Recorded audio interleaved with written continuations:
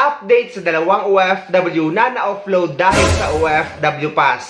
Naalala nyo ba guys or napanood nyo ba yung isang video ko na dalawang kababayan natin ang na-offload sa immigration dahil OFW Pass ang pinakita nila? Pareho silang change employer pero dahil nga nakagreen yung kanilang OFW Pass QR code ay hindi na sila kumuha ng OAC sa POA. Yung isa ay umuwi sa Pilipinas na walang dalang Polo verified contract or hindi nagpa-verify ng kanyang kontrata sa Polo Office sa ibang bansa dahil nga sa pag-aakala na okay na yung OFW pass niya dahil nakakulay green na. Yung isa naman ay umuwi nga na may dalang Polo verified contract dahil nga nag-change employer sila pareho pero hindi siya kumuha ng updated OEC sa POA dahil nakagreen na rin ang kanyang OFW pass. Pero nung pabalik na sila sa ibang bansa, ang end up ay na-offload sila pareho. Dahil OFW pass ang ipinakita nila sa immigration, pero OEC pa rin ang hinahanap ng immigration officer. Dahil guys, hindi pa talaga pwede gamitin ang OFW pass dahil hindi pa ito maayos.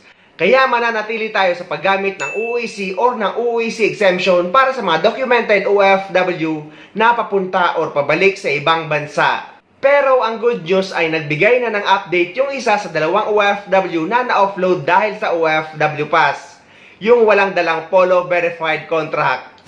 Nakakuha na siya ng OAC sa POA kahit wala siyang dalang Polo verified contract. Nabigyan siya ng OFW clearance na nabanggit naman sa bagong departure guidelines ng Bureau of Immigration na pwedeng gamitin ng isang documented OFW pabalik sa ibang bansa. Ang kondisyon sa kanya ng POA ay kailangan niya mag-send ng Polo verified contract kapag nakabalik na siya sa ibang bansa. Ito guys, yung tinatawag na affidavit of undertaking na nangangako ka na magsisend ka ng Polo verified contract sa POA kapag nakabalik ka na sa bansa kung saan ka nagtatrabaho. Pero guys paalala, hindi porket may napagbibigyan na mabigyan ng OEC sa POA na kahit walang dalang Polo verified contract ay uuwi na din kayo sa Pilipinas na walang dalang Polo verified contract kahit may employment changes kayo. For example, nag-change kayo ng employer at iba pa.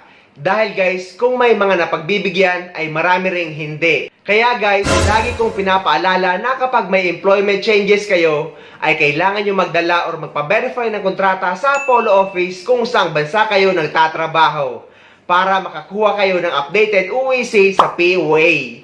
Pero pansin ko nga sa mga OFW na na-approve na makakuha ng OEC kahit walang dalang Polo verified contract is yung mga OFW na sumasadya mismo sa main branch ng POA sa Ortigas.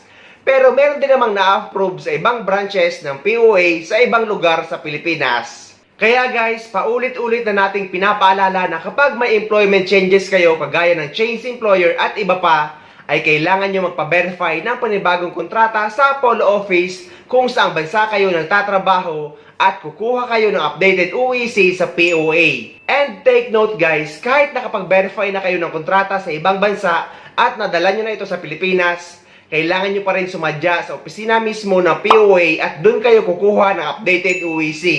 Hindi pwede guys na hindi kayo pupunta sa mismong opisina ng POA porket nakagreen na ang OFW pass nyo.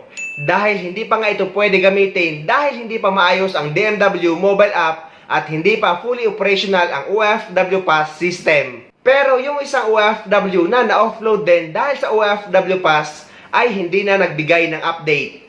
Pero wala namang dapat ipag-alala sa kanya dahil may dala naman siyang Polo verified contract. Ang kailangan niya lang gawin ay magpa-appointment sa POA para makakuha ng updated OEC. So ayun guys, sana may nakuha kayong idea at sana nakatulong ang video na ito sa inyo.